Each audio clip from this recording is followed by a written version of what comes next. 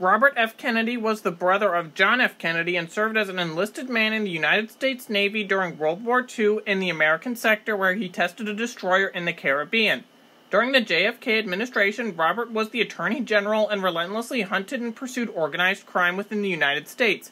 Bobby Kennedy was also one of JFK's greatest confidant advisors in situations such as the Bay of Pigs invasion, Berlin crisis of 1961, and the Cuban Missile Crisis in 1962.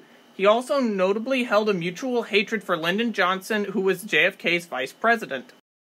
Following his brother's assassination, RFK was rightly considered the most popular choice for vice president in Johnson's new administration, which LBJ referred to as the Bobby problem, as Johnson really hated him, and also Johnson wanted Hubert Humphrey to become his VP, but Humphrey had a mere 10% of the popular vote, while RFK, who wasn't even considering the position, held a strong 47%. Johnson referred to RFK as a little runt and didn't want to have to rely on a Kennedy to win the 1964 presidential election. During the 1964 DNC, Johnson had the FBI monitor Bobby Kennedy and did some sketchy surveillance stuff to make sure that Bobby was not drafted onto his 1964 ticket. He also made sure that Kennedy didn't speak until after Humphrey was put on his ticket in 1964. But RFK was met by 22 minutes of uninterrupted applause when he came onto the convention floor. Kennedy had offered to become an ambassador to South Vietnam, but Johnson declined, and Kennedy questioned remaining in politics until he took a trip to Germany and Poland, where he decided to become a New York senator. RFK would run for president in the 1968 U.S. presidential election and gained a lot of momentum after Lyndon Johnson decided not to run for a second term following the Tet Offensive in the Vietnam War. In our timeline, RFK was assassinated by Sirhan Bishara Sirhan, who was a Palestinian Jordanian, and killed Kennedy over RFK's support for sending F-4 Phantom II fighter jets to Israel after the 1967 Six-Day War. So an obvious condition for RFK to win the election will be to have Sirhan miss the shot at Kennedy and be apprehended. The next issue that is going to face Kennedy in 1968 will be the split which occurred in the Democratic Party in our timeline between those who supported the Democrat nominee Hubert Humphrey and those who supported George Wallace and the segregationist South. As Bobby was a big supporter of civil rights, there's no way he's going to be beating Wallace in the South. But this does bring me to my next condition to bring about his victory. And that is that Richard Nixon can't run for the 1968 Republican nomination because he was extremely popular and moderate among the American public. Additionally, Ronald Reagan can't run as well, because Reagan actually won the popular vote in the Republican primaries, but he didn't win the delegate count, and Reagan was a fantastic speaker, so I feel like he actually has a chance at beating RFK in 1968, and that would be too much of a toss-up election. So this brings me to who I think the Republicans would realistically need to nominate in order to produce a Kennedy win, and that is liberal Republican Nelson Rockefeller. Now that Bobby Kennedy has won, he's got a lot to face in his term from 1968 to 1972 alone. Starting on the domestic front, RFK had been the Attorney General and really presented himself as the law and order type amidst all the riots going down in the 1960s. RFK would crack down on riots and strongly pass civil rights policies.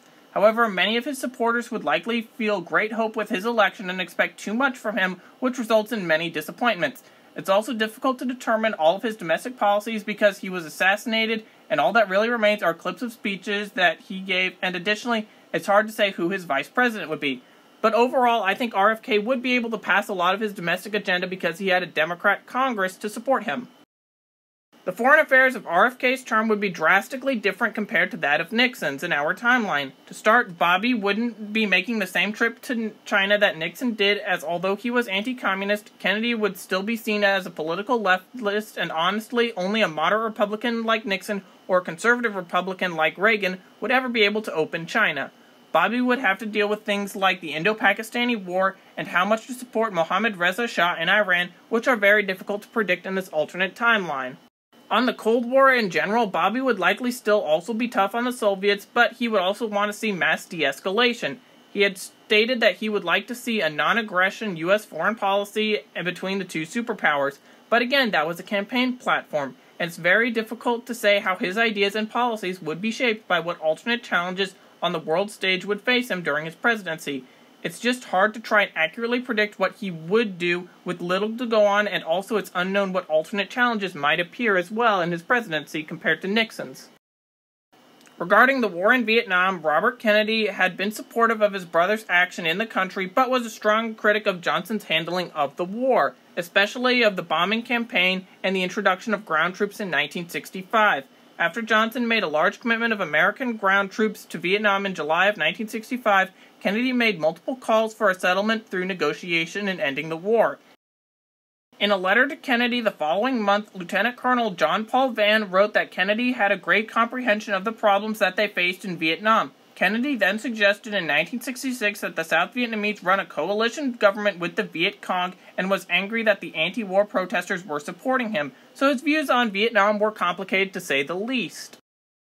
In his 1968 campaign, Bobby Kennedy said that he did not support an immediate withdrawal of U.S. military personnel from Vietnam or an immediate end to the war. He sought to end the conflict by strengthening the South Vietnamese military and reducing corruption within South Vietnam's government.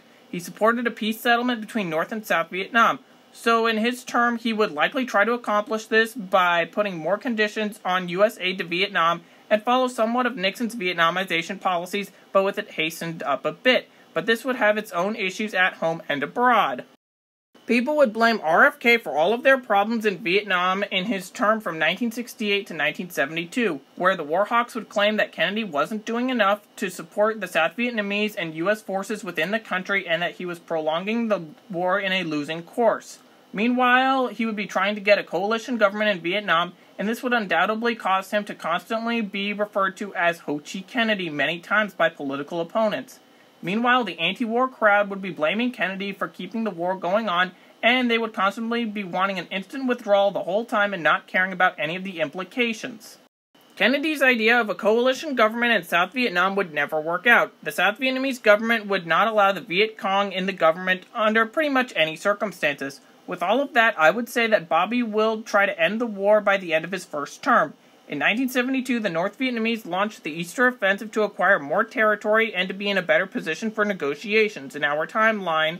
And when this happened, Nixon reacted to the Easter Offensive with the renewed bombing campaign of North Vietnam that brought them back to the negotiating table to agree to the Paris Peace Accords. In this alternate timeline, Kennedy would not initiate Operations Linebacker 1 or 2 because he even despised Johnson's bombing of North Vietnam. Kennedy would give in more to North Vietnamese demands, but it's difficult to predict how much as he despised the North Vietnamese. If he did accept their terms, it would likely result in all U.S. troops leaving the country in 1972, with the U.S. in a pretty humiliated position as South Vietnam is about to fall, but the North waits until American troops are all fully gone.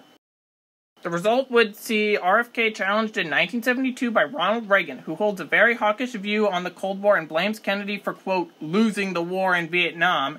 And that's where I'll end this scenario, with an unknown 1972 election between RFK and Ronald Reagan. But that is, of course, just one possible scenario about if RFK won the 1968 U.S. presidential election. What do you think would have happened? Write in the comments, and thank you for watching.